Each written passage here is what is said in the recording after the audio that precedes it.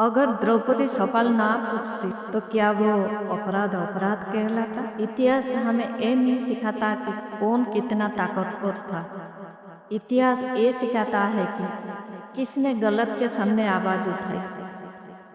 द्रौपदी के पास हथियार नहीं थे, उसके पास सिर्फ शब्द थे, लेकिन वही शब्द हजारों तलवार से ज्यादा ताकतवर निकले। आज भी जब कोई औरत सवाल करती है तो उसे ज्यादा बोलने वाली कहा जाता है, पर सच ये है सवाल ही वो आग है जो अन्याय को जला देती है। औरत की आवाज दबेगी तो अन्याय जिंदा रहेगा। आज जिंदा होती तो क्या उसे भी चुप रहने को कहा जाता। कल सभा थी, आज समाज है। कल राजा थे, आज सिस्टम है।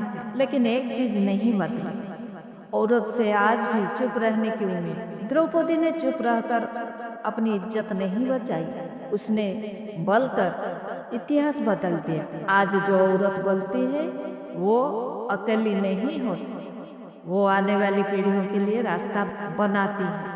याद रखना, औरत की आवाज दबाना सबसे पुराना और सबसे खतरनाक अन्याय है। एक सवाल और पूरी दुनिया हिल गई। द्रौपदी ने रोना नहीं चुना, उसने सवाल चुना।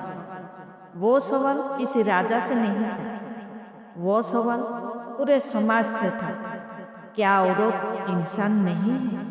आज भी वही सवाल हर चुप कराई गई आवाज में गूंजता है। जब औरत बोलती है तो वो सिर्फ अपने लिए नहीं बोलती, वो हर उस इंसान के लिए बोलती है जिसे चुप करा दिया गया। सच यही है, जहाँ औरत की आवाज सुनी जाती है वहीं से इंसाफ शुरू होता है। अगर उस दिन द्रौपदी चुप रह जाती, क्या महाभारत कभी होती? अगर औरत की आवाज दबा दी जाए तो सिर्फ एक औरत नहीं, पूरा न्याय तंत्र कमजोर हो जाता है।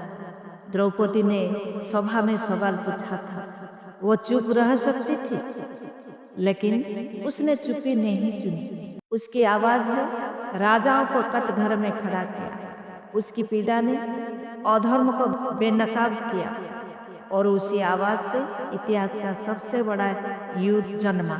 आज भी कहानी वही है।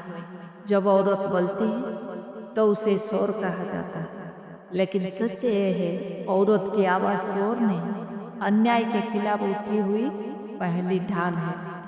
अगर आज भी हम उसे चुप कराएंगे तो कल अन्याय और ताकतवर होगा। औरत की आवाज दबावे तो द्रौपदी नहीं, पूरा समाज हार जाएगा।